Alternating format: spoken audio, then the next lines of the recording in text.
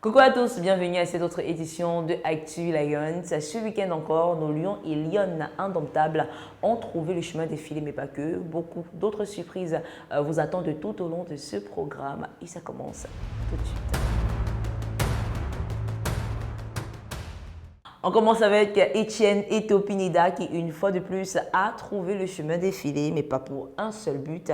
Cette fois-ci encore, il a inscrit en doublé. Le sociétaire de Rayo Valancano B a permis à son club de s'imposer 3 buts à 2. C'était face à Canillas.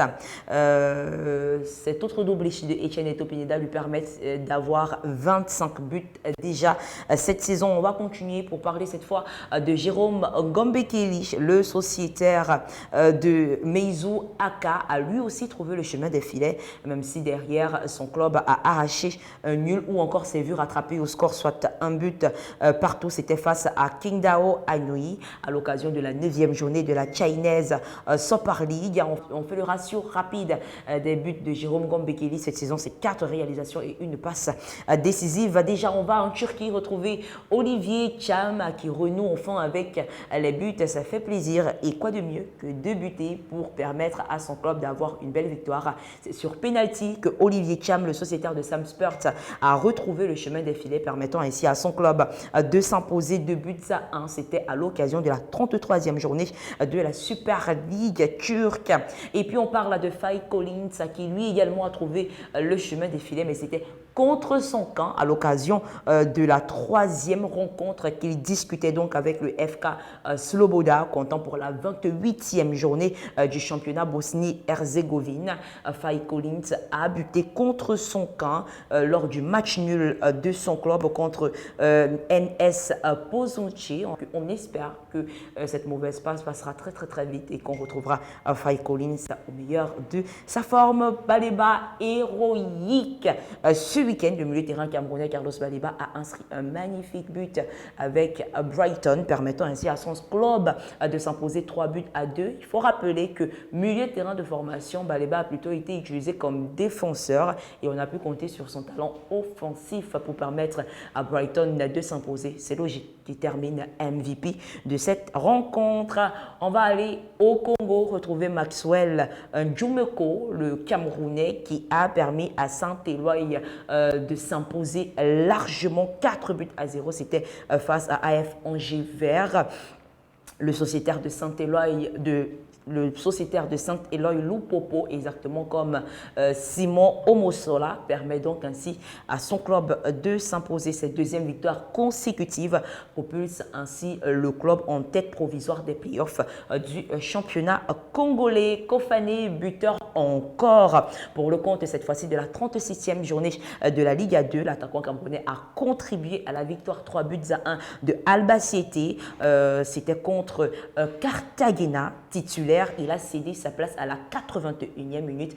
On préfère retenir ce beau but qui a permis à son club de s'imposer.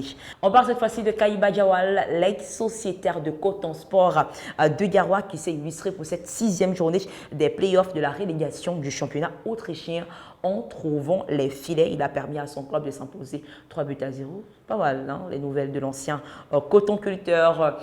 On va prendre des nouvelles, cette fois-ci du côté de l'Italie. Et qui dit Italie dit Naples, qui dit Naples dit Franck Zambo Anguissa, qui n'a pas trouvé le chemin des filets, mais qui a conduit son coéquipier à trouver les chemins des filets en faisant une magnifique passe décisive, permettant ainsi à Naples de s'imposer 2 buts à 0. Malheureusement, cette rencontre va se terminer sur une note de tristesse pour l'international camerounais qui a dû céder sa place à la 58e minute de jeu pour cause de blessure. On espère que c'est rien de grave et qu'il nous reviendra en très grande forme. On va parler de James Eto'o, cette fois-ci le sociétaire de CSKA Sofia qui a remporté une précieuse victoire d'1 but à 0. C'était face au Spartak à l'occasion de la 31e journée de la First Professional League bulgare. Il n'a peut-être pas inscrit un but, mais était le passeur décisif de ce but victorieux face au Spartak. Cette fois-ci, c'est Fidel Ambina qui lui aussi est un passeur décisif. Le sociétaire de Vålerenga Liga a permis à son club de s'imposer 2-0 à l'occasion de la D1 norvégienne. Le milieu de terrain camerounais compte déjà 3 passes décisives à son actif cette saison. C'est pas mal là. Et puis on va rejoindre Suzy Bianji qui elle aussi aura l'occasion dès la saison prochaine de discuter la Saudi Women's Premier League parce que son club Alba FC et Ladies s'est imposé 5-1 ce week-end, concluant ainsi cet accès en Première Ligue saoudienne féminine, si on peut le dire ainsi. Bravo à Suzy Bianji. On continue et cette fois-ci, on va du côté de l'Espagne parler et retrouver surtout Raïssa Mbappé et Toudi, elle également, qui aura l'occasion de passer en Ligue supérieure la saison prochaine après avoir obtenu un match nul ce week-end, soit un but partout face à AEM.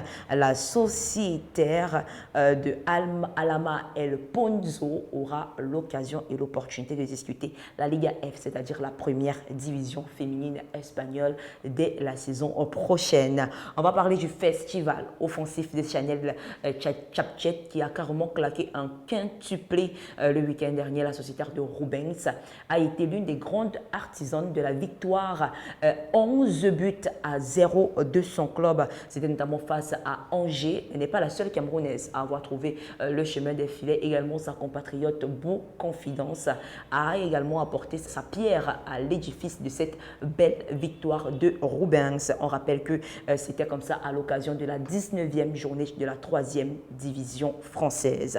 On va parler cette fois-ci des montées et des descentes des hommes, mais on va d'abord commencer par la bonne nouvelle, c'est-à-dire le FC Lorient qui décroche la montée en Ligue 1. C'était ce week-end après la belle victoire de Lorient face à Caen, 4-0. Le club de Arthur Avom et Darlin Yongwa pour la saison prochaine vont rejoindre la Ligue 1 après une seule saison passée en Ligue 2. Et puis on revient cette fois-ci pour parler du capitaine de la sélection nationale de football du Cameroun en la personne. On revient pour parler cette fois-ci du capitaine de la sélection nationale de football du Cameroun, Vincent Aboubakar, et son compatriote Guy Marcelin Kilama, qui eux ont été relégués en 2e division turque. Vincent Aboubakar et Guy Marcelin Kilama officiellement relégués après la défaite 1-1 de Antalyaspor face à Besiktas. On rappelle que malheureusement leur club était avant-dernier au classement et ce à 5 journées seulement de la fin du championnat. D'autres Camerounais qui sont relégués, il s'agit de Enzo Chato et Ndolo Bilé, tous deux sociétaires de Montpellier, malheureusement relégués en Ligue 2 après le match nul concédé contre Reims, soit 0 but partout. Le club payandais compte 14 points de retard sur le premier non relégable alors que nous sommes déjà rendus à 3 journées de la fin de la saison.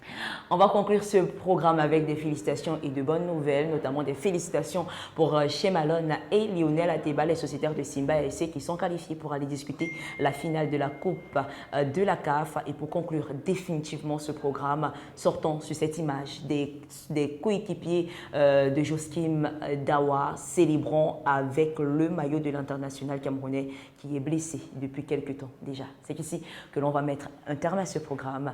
À très bientôt.